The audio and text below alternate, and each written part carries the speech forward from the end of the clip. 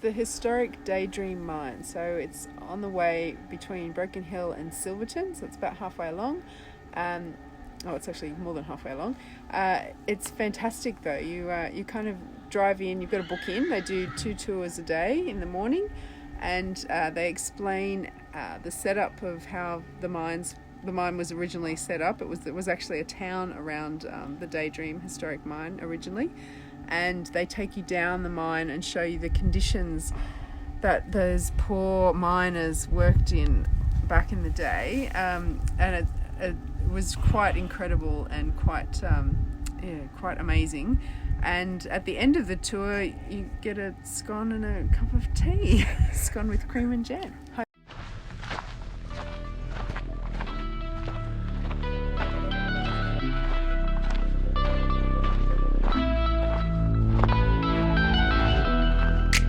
Polish on the mine, red collections piled high like a damn child's trophy collection. And thinking of what is, but what once was, what it was, what it was, what it was, what it was, what it was, what it was.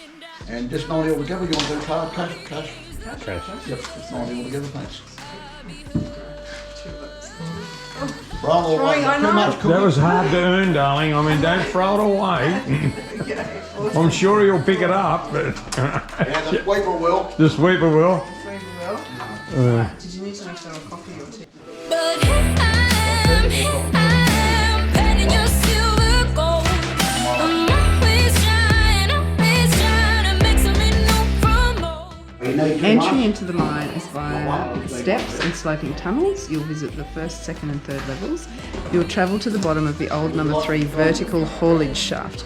You'll visit the ballroom and see how drilling was done in the 1880s. You'll see the lighting conditions experienced by the old miners. You will descend to 30 metres below the ground. You will traverse about 180 metres of sloping tunnels. You will traverse about 120 metres of semi-horizontal tunnels.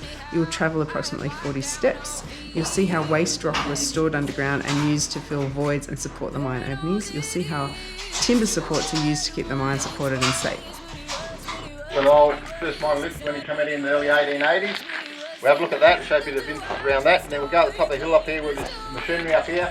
I'll explain how it's been all operated up here. And we'll go over this shed over here. That's where we've got our helmets and our lights over here. We'll grab a helmet and a light. We'll go for this gate up the top of the hill here. We'll spin about roughly about another 45 minutes underground. Okay, we'll go over and show you the black patterns.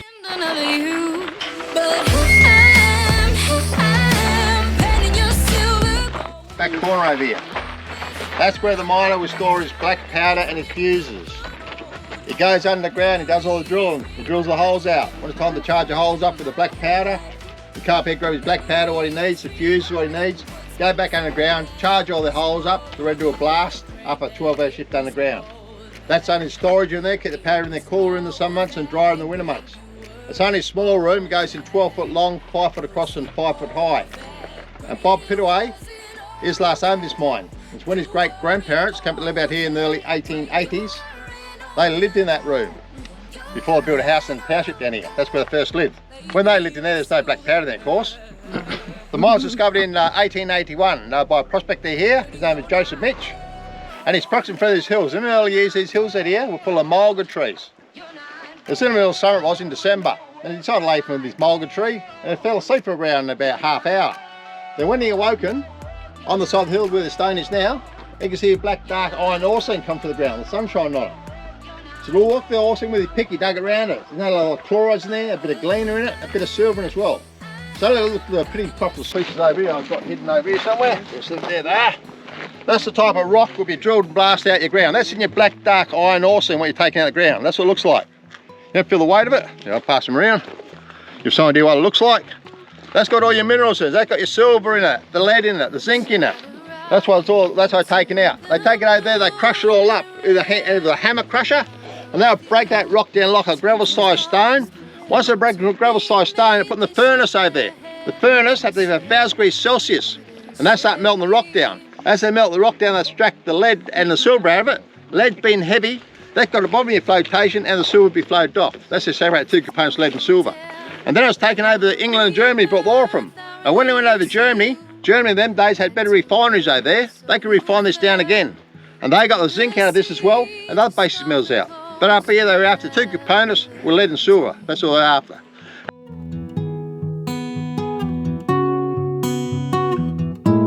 You know me and I can't hold a weight like this. Something's got to give. Here I refuse to know. I'm no hero.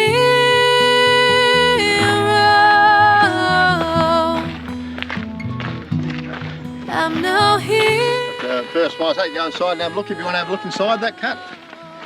That's how they slept. The miners how they slept when they come out here in the early 1880s.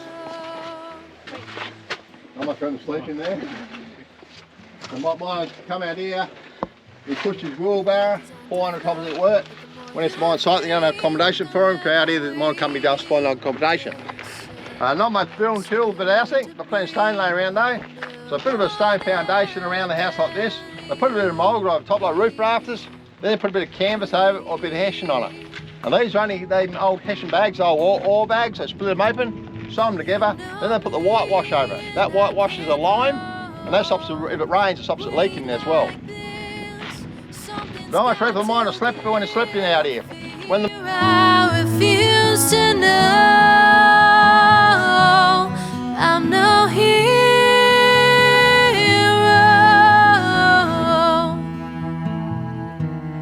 I'm no hero.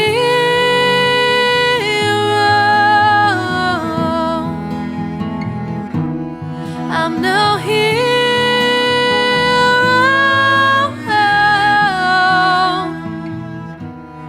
I'm no hero.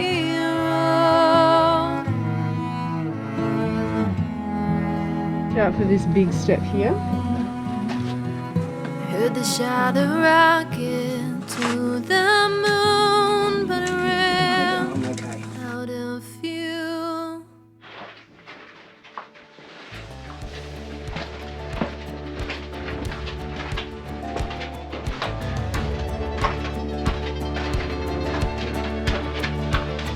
Never learned how to crawl, but I learned how to walk. And I told myself how to run. Been moving so fast, now running the past. Can only do that for so long. So we're in the back hole like this and then slowly rotating in the rock face like that. The other man had this big hammer here. This is what called as a spoiler. And there's the spoiler and then the drill steel. And this stands back on here out the road. Another man had the smaller hammer. This is what they call as an 8-pound striker. And then you're going to striking with it. And all the working by is what they call as a miner's spider. It's a candle in a candle like this. You had a point on one end, so if you had to drive a bit of timber, you had to. Hook on the other side, you hang on a stone. Or the thumb tap where you carry it around, you put that on a flat stone, it won't tip over as well. That's why it's called a spider. It's going where a spider would go. So hang this on this back wall up here now. I'll light this candle up for you. You just want to turn your lights out and give you some idea how much light you have to work by. On your light you have to turn the light over there. So each miner had a candle each. So if you had 3 men working down here, you would have 3 candles burning. So I like, if you have one that's rock face here, probably one on there. I've got another one I really like to show one up over here for you, so give you more light. No, I didn't do this on my own. I stood on a line of shoulders and I kept the wolves at bay. Each time I heard no, I went and done it anyway. Stuck to my... Now this is a drum, you can't get black powder into the powder in, this drum here. This is a fuse here. That fuse, you're probably looking at about 150 years old. What the fuse is made out of is a cord with a bit of powder in it, and that fuse only burnt at a certain rate as well. So you're looking at about, say, a foot a minute. So you work out how long it's going to take from here to the surface. It's going to take 10 minutes to get up there. So you cut the lead fuse 10 feet long to give you time to get out. When they put the black powder in the hole, you'll tamp that with a tamper stick, get nice tight like that. Put the fuse in that and they put a bit of wattle, a bit of clay. So when it's going to go off, the centre will go off first, that will blast inwards. Then the outer holes are coming after, that will blast into the centre. That's what comes out, breaks out. Each time you do a blast is the size of this drill steel. So you're cutting about that much ground. That's going to be the depth get out on your holes. that much ground. So on that drill steel, you didn't put the whole drill steel in the rock face because you had to pull it back out again. So you cut them out that much ground each time. So you go wider with your hole, you take more ground of course, but that's about the depth going out each time you do a blast.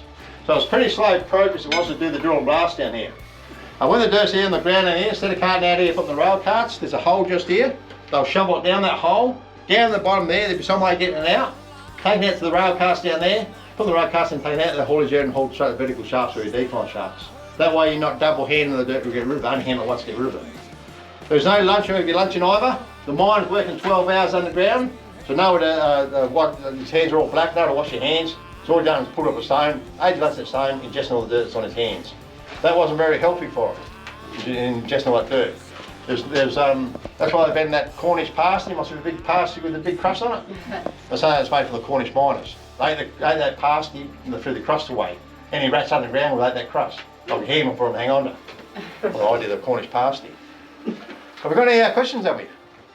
Can we go now? In the heyday when it's up and running here fully, they had around about 120 men working here on the mine site and 40 boys. They worked a Tuesday job, I was looking day and night. The shift works from 6 o'clock in the morning to 6 o'clock at night. So when the winter months, the miner comes to work 6 o'clock in the morning, going to be dark. When he finishes working out here, it goes up top after 12 hours, 6 at night, going to be dark as well.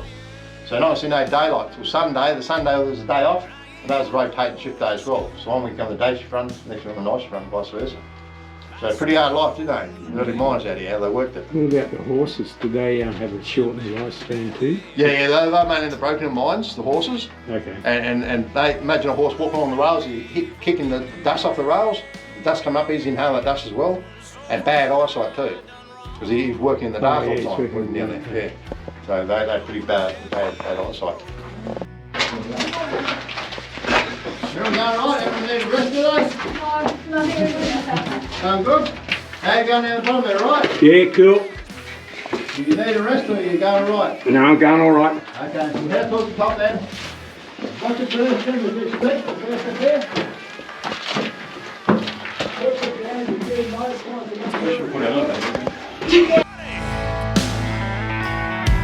Go ahead and darken the night. Oh, I don't need your pity. Just wanna make it right. Oh God, how I loved her. No surrender for me. Like a lazy Susan, spin around for eternity. So if you like this video, what do? Give us a thumbs up and hit that subscribe button. Come and see us on our next adventure. The horses, won't it?